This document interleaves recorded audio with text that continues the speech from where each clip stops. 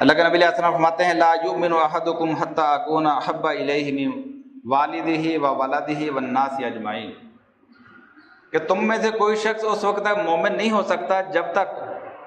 मैं उसको उसके बेटे, उसके बाप और दुनिया के हर रिश्ते से ज़्यादा अजीज़ ना हो जाऊँ। यानी इससे मुराद सिर्फ आपका मुतालबा ये नहीं था कि जी अगर मेरे को गुस्ताखी करे तो उस गुस्ताख की गर्दन उतार दो, कि जी मैं तो बहुत मोहब्बत रखने वाला हूँ। इससे मुराद प्रैक्टिकल मोहब्बत है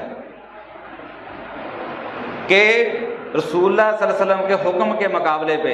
अगर बाप बेटा कोई रिश्ता भी अगर आ जाए तो आप उसको रद्द कर दोगे, रसूल की बात को फौकियत दोगे। ये है मोहब्बत। आपके अपना इरादा, आपकी अपनी ख्वाहिश ये है कि मैं ये काम करूं, लेकिन आपके सामने हुक्म आ जाए कि रसूलुल्लाह सल्लल्लाहु अलैहि वसल्लम ने इसको मना किया है